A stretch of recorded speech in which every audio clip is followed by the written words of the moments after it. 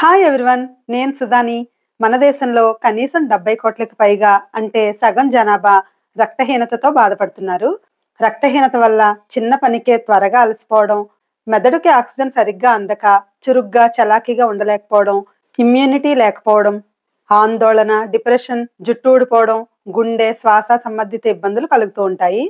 వీటన్నిటికీ కారణం హీమోగ్లోబిన్ శాతం సరిగ్గా లేకపోవడం. అది గమనించకుండా రకరకాల మందులు వాడేస్తుంటాము. దాని బదులు రోజు ఈ పొడితో 2-3 ముద్దలు తిన్నా చాలు, చాలా వరకు ఇబ్బందులు పోతాయి.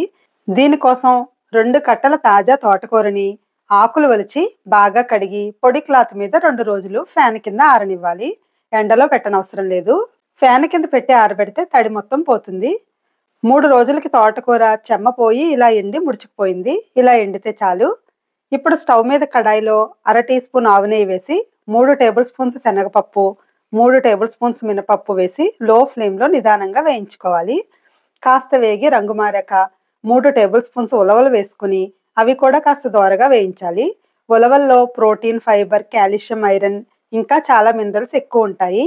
శరీరానికి తక్షణ శక్తినిస్తుంది.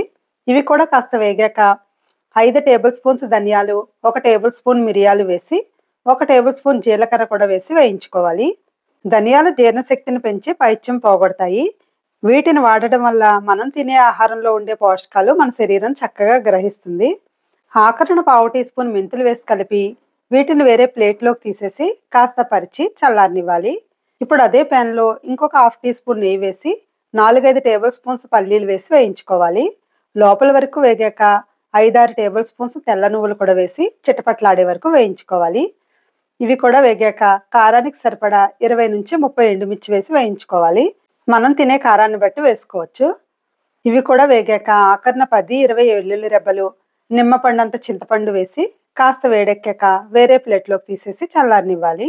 ఇప్పుడు మళ్ళీ కడాయిలో 1/2 టీ స్పూన్ నెయ్యి వేసి ఎండిన తోటకూర వేసుకుని అలాగే ఒక గుప్పెడు కడిగి ఎండబెట్టిన కరివేపాకు కూడా వేసుకోవాలి. తోటకూర కడిగినప్పుడే కరివేపాకును కూడా కడిగి ఎండబెట్టాను. వీటిని వేపేటప్పుడు మీడియం ఫ్లేమ్లోకి పెట్టుకుని పైవి కిందకి, కిందవి పైకి ఆపకుండా కలుపుతూ 4-5 నిమిషాలు వేయించుకోవాలి. స్టవ్ ఆపేస్తే కరకరలాడుతూ వేగిపోతాయి. అంతకంటే ఎక్కువ వేపితే రంగు మారిపోతాయి. వీటిని కూడా ఇప్పుడు చల్లారనివ్వాలి. ఇప్పుడు చల్లారిన పప్పులు ముందుగా మిక్సీ జార్లో వేసుకొని ఎండుమిర్చి కూడా వేసి కలిపి మొదట గ్రైండ్ చేసుకోవాలి.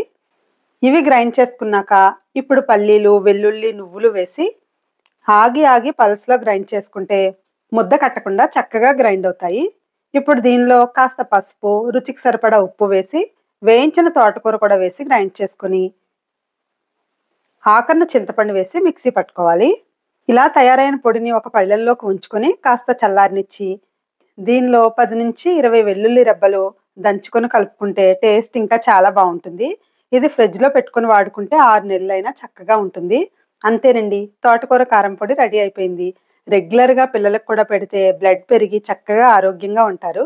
ఈ వీడియో కనుక మీకు నచ్చినట్టయితే తప్పకుండా ట్రై చేయండి. అలాగే మా వీడియోని తప్పకుండా లైక్ చేయండి. Thank you for watching.